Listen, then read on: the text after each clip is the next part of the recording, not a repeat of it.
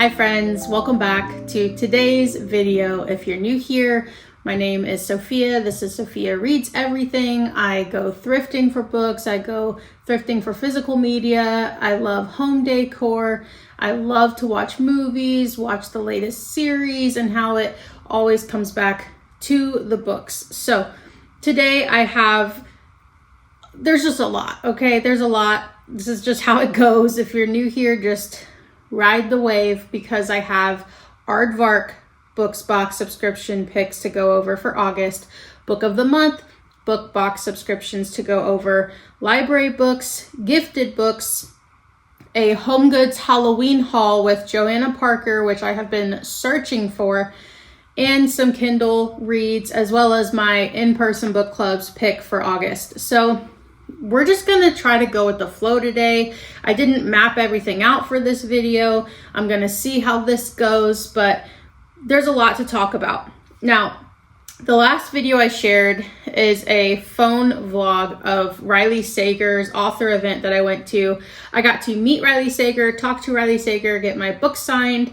The latest book of his is The Unknown, and it sounds so good. And Riley Sager gave us some big updates. So if you're curious, go watch that video. But my book club did end up going as a group, and it was super fun. And this month's pick is a little bit more soft, a little cozy romance as we transition from summer into fall with Lori Gilmore's Dream Harbor book series, and this is her March 2026 release, The Daisy Chain Flower Shop.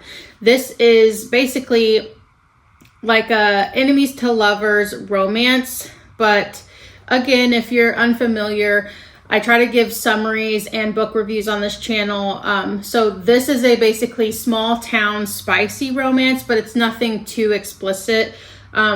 She is famously known for the Pumpkin Spice Cafe and the Christmas Tree Farm, the Strawberry Patch Pancake House books. She has a whole series that center around this town, Dream Harbor, and she's also doing a ice cream parlor book as well coming soon. So we read the Christmas Tree Farm book last Christmas. Everyone really enjoyed it. It's nothing that's gonna, blow you away 5 stars, but it is cozy. It is a good palate cleanser, and we do like to read a variety of books. So this is our pick. And moving on, I wanted to share really quickly what book I'm currently reading, which is A Certain Hunger by Chelsea G. Summers. I have touched on this in other videos. This is the longest it's ever taken me to read a book this small. Like, this book is literally 254 pages. There is so much vocabulary that I'm unfamiliar with in this book, which is not normal for me. So I have been annotating, highlighting, and it's just taking me some time. I will say that the story is very interesting. This follows a food critic with this voracious appetite, not only for the food that she eats, the drinks she consumes, but also her love interests, and it does go that far.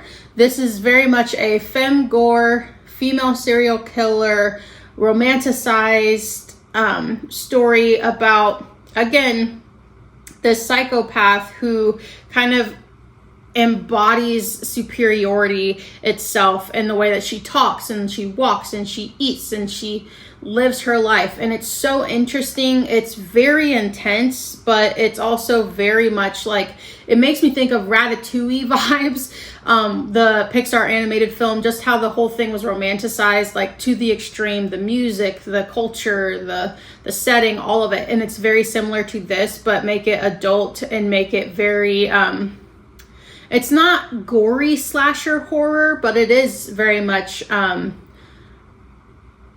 serial killer vibes. And I do have a serial killer theme for September, so I thought this would be a good way to kind of transition and get that started as well. But I will say the vocabulary is a bit much. Do not be deterred. Keep pushing, because the story itself and the main character herself is just so insane, and it's so delicious that you will keep reading. I will say that for the sake of annotating, though, it is taking me longer than usual, because I want to make sure that I find all of the different ways that this author uses certain word choices to really just dive all the way in. Like, for example, it says a slick slug trail of mucus as she struck the sweet spot between his ribs. Oh my God. Like, the way that she describes these moments is so weird, but satisfying and creepy and just horrific altogether. So I still recommend this book. I'm about halfway through it, and I will hopefully finish this, I'm hoping this week. But I did want to share a little bit because I'm still working through that one. I did just finish the Riley Sager book, Home Before Dark, via audio while cleaning yesterday. Loved it, ate it up. I'm going to be doing a Riley Sager book review and ranking maybe, what is it, in September, in preparation for October. And I need to read The Unknown and With a Vengeance. Those are the only other 2 books that I still have to read. And then I will share that with you guys in a solitary Riley Sager video with nothing else but Riley Sager. Now, after going to Franklin, Indiana, we did stop at Wild Geese Bookshop. I did say I'm on a book buying ban. However, my mother-in-law did buy me one of these, and I love to support local small business. And this book would not leave my mind while I was looking and perusing. You know, I did good. I didn't grab anything until I looked through the entire story and came back to this one twice. So this is Spider to the Fly by J.H. Markert. Sorry, that's E-R-T. J.H. Markert, who is the author of Sleep Tight, which I do have a copy of through Book of the Month. This is another twisted serial killer story, but it's definitely a cat and mouse chase. And if you like The Butcher by Jennifer Hillier, which I did pick a book of hers that is newly released, 2026, Book of the Month, Heart of Glass, that I'm going to get to later. But you will enjoy this read. This says it is a true crime with inventive horror, dark twists, and it's perfect for fans of The Wren, The Jigsaw Man, and The Butcher. So this basically follows a woman who sees a doppelganger, which is someone who looks just like her, in one of these murders that takes place in her town. And she basically creates a crime podcast group. She writes a story about it. She ends up getting this big online network to help work with the police, and she really does take a center role in trying to find this killer who's been named the Spider. And it's very engrossing, very captivating, very intense based off of the reviews. And I just love the cover art. I think that this is a perfect read for fall, October, which I do have a theme for, again, serial killers, and then also villains as well. So this will tie in somehow, some way. Now, the book that my mother-in-law picked, sorry if you hear some pitter-patter, it is storming like crazy.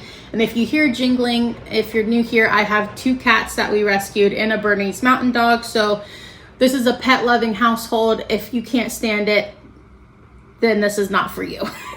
The Hounding by Zenobi Purvis. I love this cover. I did talk a little bit about this in a different video, but this basically follows this little town with this group of siblings, these Mansfield sisters, who end up being targets of other people in the town, claiming that they have seen these sisters transform into dogs. And it almost gives the feeling of Salem witch trials, you know, pointing the finger, witch hunts. And this is more of a gothic lit fic book choice, but again, this is another book about female strength and defiance, and how, you know, society and culture tend to turn either away or bring hate upon these groups of women who think that, you know, it is okay to be an individual, it is okay to be themselves, and what it costs them to do so. So I really love the cover art. I'm excited to read this. It is a shorter read, but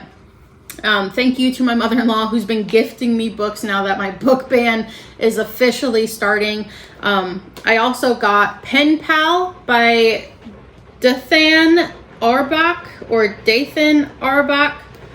It says, in an attempt to make sense of his own mysterious and unsettling childhood memories, a man begins to reconstruct his past. As the games and adventures of his youth become engulfed by a larger story, He finds that it forms a tapestry of unbelievable horror that he never could have expected. Each chapter completes a different piece of the puzzle for both you and the narrator, and by the end of it all, you will wish that you could forget what he never knew. Now, I did hear this in a recommendation online, and I'm not sure. I think it was Sinead, who is a horror content creator on YouTube, based around like Irish horror and her personal favorite folk horrors, which I enjoy folk horror as well. But this is very spooky ooky, and it's not too long of a read, but it is on the recommendations of like must-read horror books, and I love to get a physical copy when you do have these kind of inclusive images to follow along with. So I did get this one. I'm excited to read that as well, because I feel like that will definitely tie in once again to either the serial unalivers or the villain category. Now this I got for free. It's category 5 by Anne Davila Cardinal, and she also wrote 5 Midnights, and apparently 5 Midnights was wickedly thrilling, super suspenseful, sinister shadows lurking around every turn. And this is basically a horror book, but it surrounds a hurricane, and there's a hurricane that takes place, but it also kind of destroys the town, and also is so powerful that it reawakens this new supernatural threat. So this is more of like a supernatural thriller where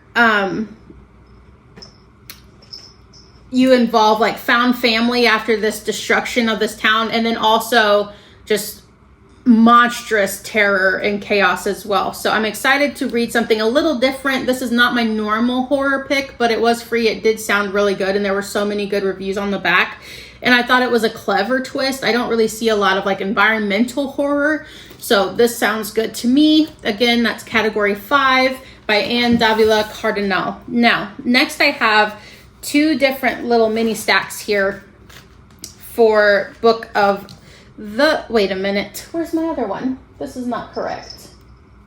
Where's the other book at? Oh no. Oh no. Oh no. Where's She's a Doll? So guys, I got Aardvark for August, and I did have one more book, which is She's a Doll. There it is. One second. Here it is. So sorry. Let's get back on track here. I thought I was forgetting something, but you just never know. Okay, so I did want to talk a little bit about The Housewife, which I think might have been a July pick. And then I have The Intrigue by Sylvia Moreno Garcia, and She's a Doll by Barbara Truelove. Now, August was a monumental month for Aardvark book picks because they had like 8 options. 2 or 3 of them were like gold special editions, and then they also had just a great variety, which made it so hard to only pick one book.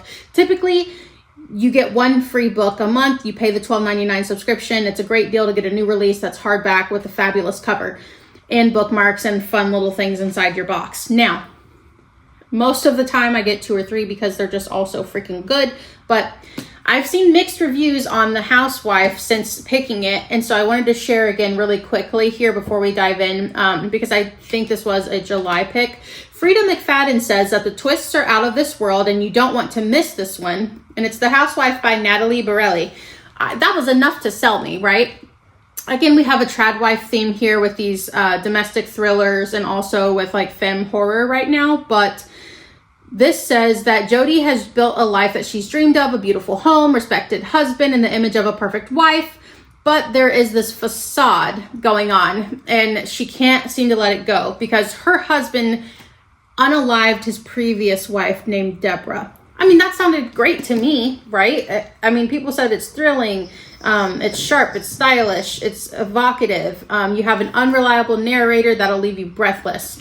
I thought it sounded great. So I'm not sure what all the confusion is around these mixed reviews, but I will read through my Aardvark books, and I plan to do an Aardvark review as well as some of the Book of the Month books that I have. Now, The Intrigue by Silvia Moreno Garcia, who wrote Mexican Gothic.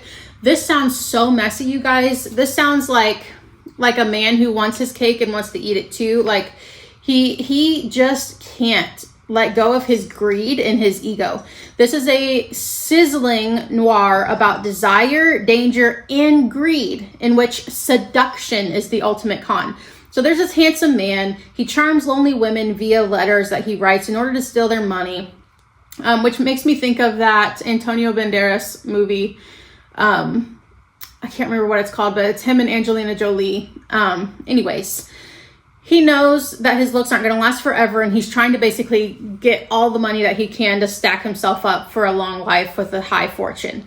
And he thinks he's found a perfect victim, right? Except that this woman's niece ain't having it, and she's very involved. And so I'm very curious to see how this turns out, because this one says that it's very much a earth-shaking finale. It says that read it, find out, you won't be sorry. I know this book is going to be good. The author's ability to take you on a wild story is incredible. Do expect that this will be a page turner. That's by Taylor Jenkins Reid. So, I mean, it's got to be good. It's got to be good. And that's a little bit more drama.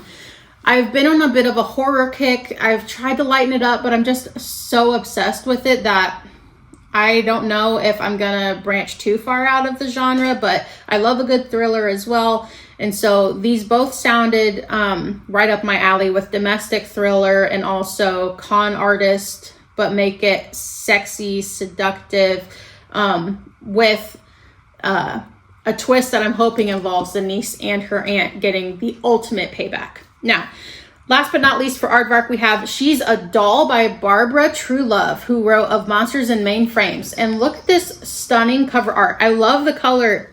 I feel like cover arts are like the cover art for hardbacks are coming back, because for the longest time I was so bored. But look at this. It's got this hot pink color, but also a little bit of drops of blood. And I love that the doll's arm is cracked and fractured. There's even a little spider here. And the tag says girl, victim, ghost, killer, and doll, with all of them crossed out except for the doll. So you kind of get the understanding right away that this is going to be a possession horror, which, if you're not familiar, possession is usually a spirit taking over another person's body or an object or a home, like we see with like haunted house horror.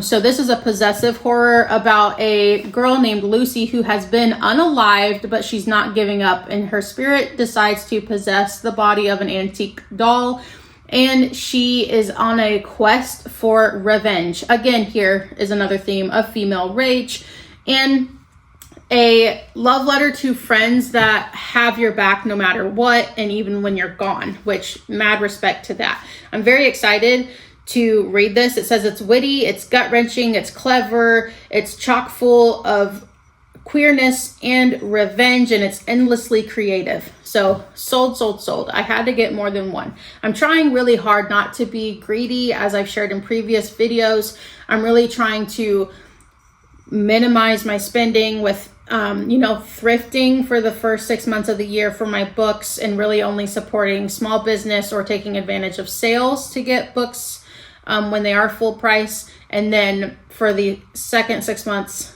of doing a book buying ban, only taking books that are gifted, and then using my subscriptions only. So I'm not going out left and right to all these big name bookstores like Half Price Books, Barnes and Noble, Target, even TJ Maxx has books now, but really trying to just limit my options to 2 subscriptions that are vetted to have really, really hot upcoming book releases to just help me with getting through my TBR and also taking advantage of what I've already signed up to receive. I think a lot of people always say that there's 2 hobbies in the book world. There's book buying and actually reading the book. And they are separate. So I don't want to be that person that just buys a bunch of books and then I don't read them. So doing the book ban for, a good portion of time allows me to read through books that I have gotten, which I've been doing pretty well over the past couple of years. By starting this, I've been able to get through a lot of the books in my home library. Now, let's move along to book of the month before we get to the Home Goods TJ Maxx haul with some Joanna Parker and some spooky, cozy Halloween decor. We have Meet Me in the Garden by Nina LaCour, Heart of Glass by Jennifer Hillier, and Pretty Dead Things by Kelsey Cox, which this was, did I do it again? Did I do this again? The Great Writer. I thought I had another book of the month. What is wrong with me? Maybe I didn't. Sorry, guys. Pretty Dead Things was a July pick. I just wanted to share really quickly. Look! Kelsey Cox, author of Pretty Dead Things, signed my book personally to Sophia with so much love. Heart, Kelsey Cox.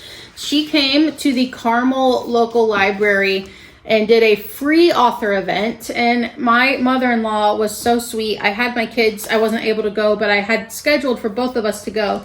My mom took my book and got it signed for me, so I just wanted to share that really quickly. Now, Heart of Glass by Jennifer Hillier. If you're not familiar, Jar of Hearts is probably where you recognize her name, which is another really fabulous thriller that covers a woman who does not back down, had a tumultuous romantic relationship that will not leave her alone despite years later and despite getting out of prison. Okay, this is one of the top reads for me of the thriller genre, and technically maybe horror as well. But for 2026, Jar of Hearts was so good, and I kicked myself in the butt for not reading it as soon as everyone kept telling me to, because it's been around. Now, Heart of Glass sounds like a heavy hitter. It says, some lives can save you and some lives can break you. 25 years ago in Seaside, Washington, a charming drifter named Sam met 3 inseparable teenage girls at the local amusement park. Days later, one of them is found unalive, her body surfacing in a flooded cranberry bog not far from where she was murdered. Barb and Nicolette were shocked to learn that the man they all met at Wonderland was the carnival killer, unaliver. After he was arrested for the unalivings of 5 young women, one of whom was their best friend Lorelei, Nicolette moved to the city to pursue her dreams of being famous. Barb stayed behind in Seaside, eventually becoming a reporter for the local paper. Their past safely behind them, they've both moved on with their lives. But when the carnival unaliver recants his confession and a new body washes ashore on the eve of Wonderland's grand opening, the secrets that Barb and Nicolette have worked so hard to bury begin to resurface, threatening everything in their carefully constructed lives. Now, this sounds so good. We've got like end of summer, carnival, teenage girlhood with drama. It's always messy. And we have a then now timeline from my understanding. And the guy says, wait a second, I take it all back. What? Yes, I will be reading that. Now, Meet Me in the Garden by Nina LaCour. This cover feels so nice. It's got a different feel to it. I love the art.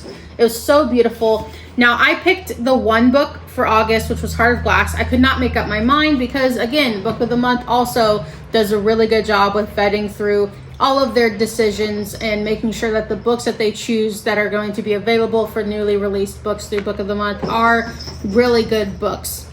So I really wanted Meet Me in the Garden as well, which my mother-in-law did end up getting for me. Sorry, it is early. I'm still getting used to my medication and my dry mouth is crazy. But anyways, this book is set in New Orleans, 1944. Odette is the youngest of 3 Honoré sisters, glamorous and admired in their Creole community. But while her sisters are content to be wives and mothers, Odette wants something else. It is only with her beloved cousin Delphine that Odette can share her secret. She's in love with a woman. This is a sweeping family saga, okay? It tells a story of forbidden love and self-discovery. And I love a good family saga. I love the black sheep story. I love the inclusivity of it. This is a LGBTQIA plus inclusive book option through Book of the Month. And I really enjoy that the timeline is set far back as well. And not only that, but here's a twist. Delphine has a secret as well. She has a secret lover too, who happens to be a white man. Oh my gosh. you're gonna tie in not only the social commentary on what it was like to be gay at that time, and not allowed to be out, but also a interracial couple, which is just crazy to me. I'm really curious to see how all of these heavy topics get brought into the story and how they all are addressed, what the author's commentary is, what's going to take place with the family drama, because it sounds like it could be a 5-star read for sure, but you just never know with so many heavy topics like that all in one book. But I'm very excited to read it. That is what I have for you guys as far as physical books. I do have some Kindle books, but I don't know if we'll have time for that.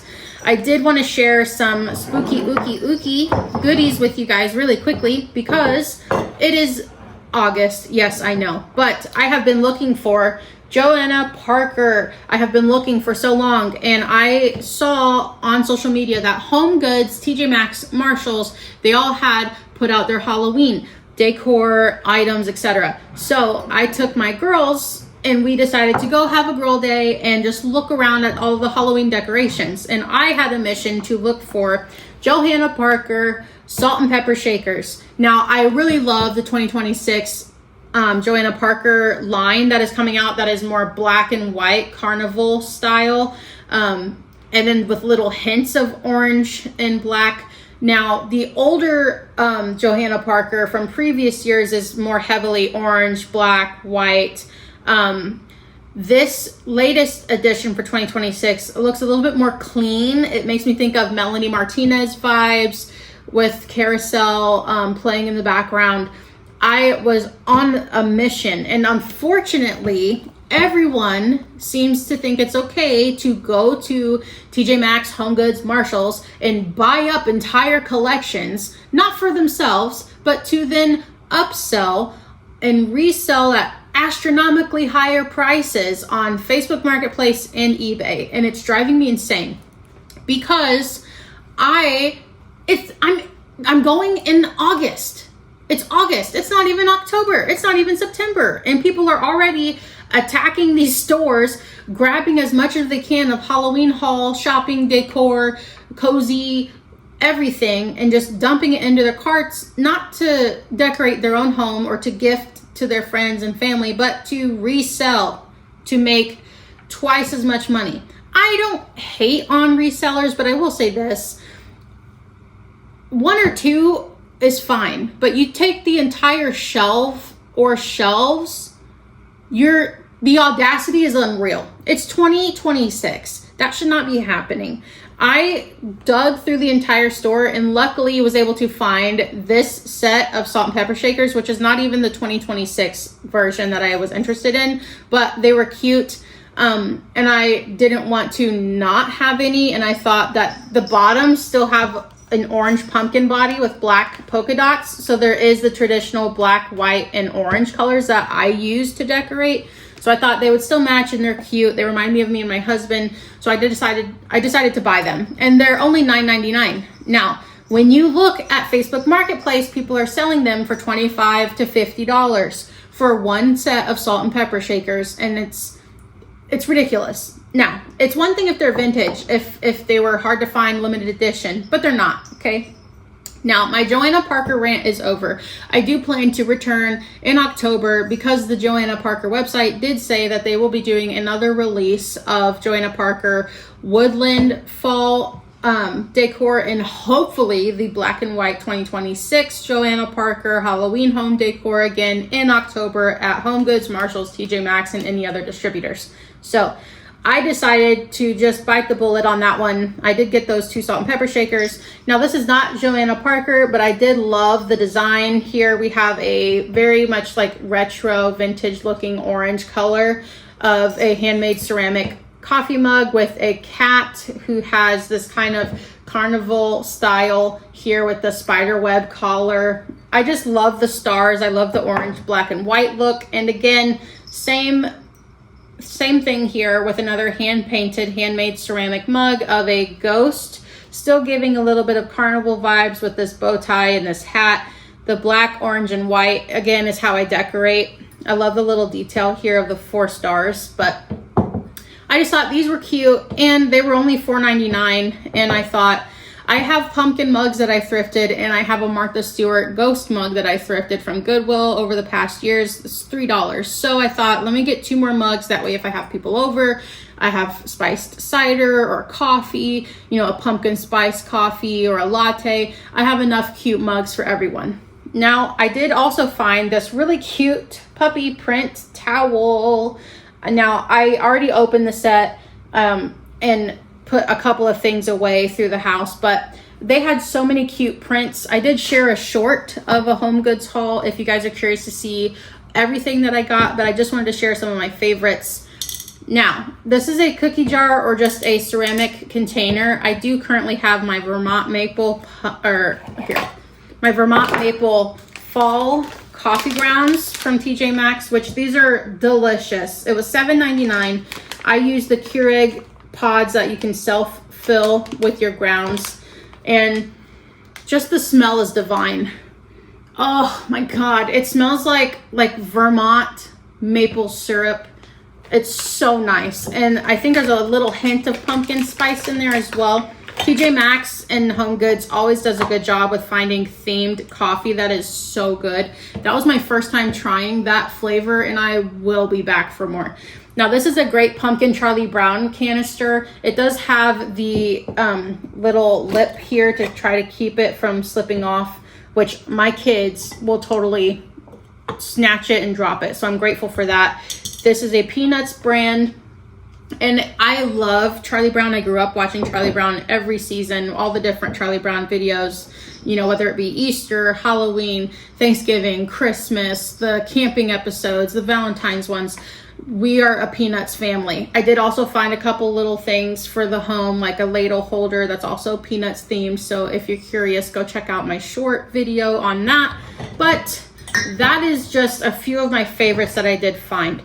Now, last but not least, I think we have just enough time here to go over a little bit of my Kindle downloads, because my husband's so sweet. He did tell me I could do one last little order because I had Kindle points to be used, like $3 off. And so he said I could get some, which is super sweet. Usually I don't have to ask permission, but he knows I'm doing a book buying ban right now.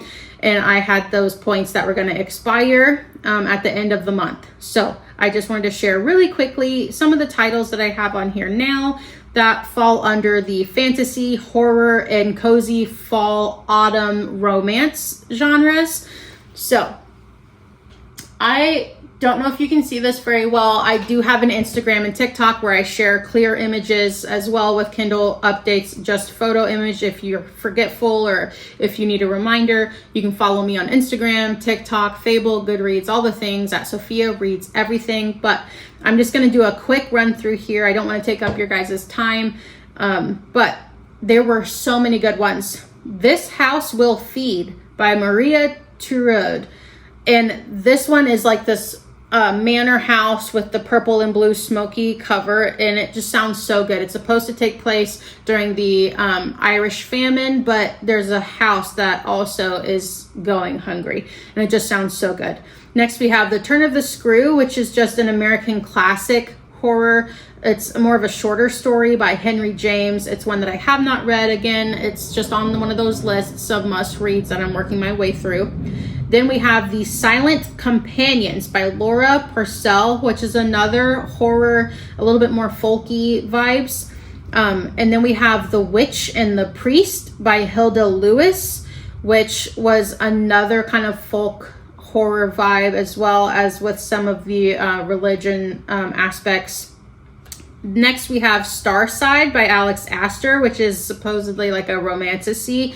I only got it because it was on a mega sale. I think it was like $2.99 or something like that for the Kindle edition for a limited time only on Amazon. So I did download it. I have seen mixed reviews. I'm kind of put off a little bit by romanticy at this point in my life, but I did have curiosity and I wanted to read it, and I was not going to pay full price. So I did take advantage of that. Next, we have The Less People Know About Us by Axton Betts Hamilton, which is actually an Edgar Awards winner and a Wall Street Journal bestseller. and it's about family secrets, stolen identity, trauma. I love a good memoir and true story, true crime. So that sounded really good. And next we have Stolen Tongues by Felix Blackwell, which is a very creepy, isolated cabin with this weird creature who apparently uses other people's voices to entice you and draw you out. It's definitely a more scary horror, not something I've read quite yet, but I'm trying to dip my toe into the more scarier books just to see, because Stephen King's books are listed as some of the scariest books, and I didn't think that they were, really any of them were very scary. Pet Sematary was really good with some really intense moments, but it didn't scare me.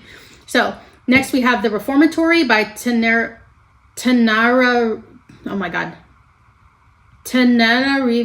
Due. So sorry. Which is basically set in the South, like swamplands. There's a boys' school.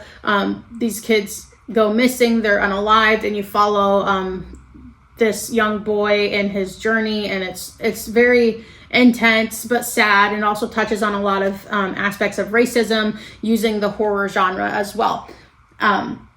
So not too much more than what I've added already.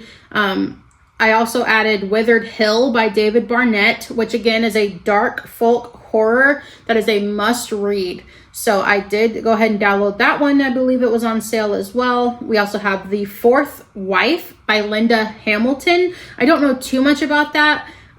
It was another recommendation from Shanide's YouTube channel, and I feel like her and I really align well on what we enjoy reading as far as gothic and folk horror. So she listed it as another honorable mention, so I found it. It was on sale. I have My Darling Dreadful Thing by Johanna van Veen.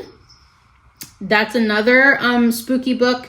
I also have Honeysuckle by Bar Friedman Tell. I have Fervor by Meg Smitherman, who is more of a smutty romance, sci-fi romance. And this seems to be a little bit more paranormal romance this time around with Fervor. If I'm not mistaken, I believe it's vampire vibes. We also have Starve Acre by Andrew Michael Hurley, which is another folk horror, and Harvest Home by Thomas Tryon, which is one of the best, most recommended books for folk horror. So again, I added it. Now we have a fantasy book, I'm Afraid You've Got Dragons by Peter S. Beagle. This one just made me think of How to Train Your Dragon. It sounded very cozy, perfect for September, October vibes with dragons and fantasy. Then we have Joe Hill, who is Stephen King's son, with The Pram, and it's very creepy. It's probably going to be a mother or motherhood horror. We have The Paleontologist by Luc Dumas, who is the author of my book club's pick for September, which is Nothing Tastes as Good. And then we have If It Makes You Happy by Julie Olivia, which is a fall, autumnal, cozy romance read. And we have The Distant Dead by, I think it's Cather Young. So yeah, those are the books that I recently downloaded as my final set here. Let's see. Oh, Heather Young. So sorry. So this book was also nominated for the Edgar Award for Best Novel and Thriller Award for Best Young Adult Novel as well. So this is more of like a thrilling read long ago. And I'm really interested because it kind of starts out with this weird setting of like this eerie cave setting with this young boy. So you know something crazy is going to happen. So those are all of the Kindle picks that I have so far, and my plan now is just to return the library books that I've been working through. I do still have the same stack. I plan to do another library vlog here in the next week or so. The weather has been crazy here. We've had storms like crazy, so I'm not really getting out too much with my PTSD. Any severe weather, I'm staying home. It's just too anxiety inducing for the hypervigilance that I have. For me to be comfortable getting out. Plus, I don't want to ruin the library books and get them wet. I do have Psycho, Baby Teeth, Morsels, The Nine Goblins book by T. Kingfisher, and a cozy book as well. So I did share that in a previous vlog too. Right now, I'm just trying to enjoy reading. I'm trying to get through the Riley Sager list. I'm trying to get through my library books And my next plan is to just finish A Certain Hunger and the Daisy Chain Flower Shop in time for book club meeting, which is in like 2 weeks. And I have not started it yet. So wish me luck. I hope you enjoyed this video. Please like and subscribe, all of the things that really helps me to understand what you guys like to read, what you guys like to watch, if we fit similarly with our interests. I really want to just find a community of readers and people who love to thrift and maybe watch movies. That's really my thing. I am going to clean bathrooms, play some Animal Crossing, do the dishes, do a grocery haul, and then pick up my kids from school. So I hope you guys have a good day. Drink your water, take your medicine, and read your book. I'll talk to you guys later.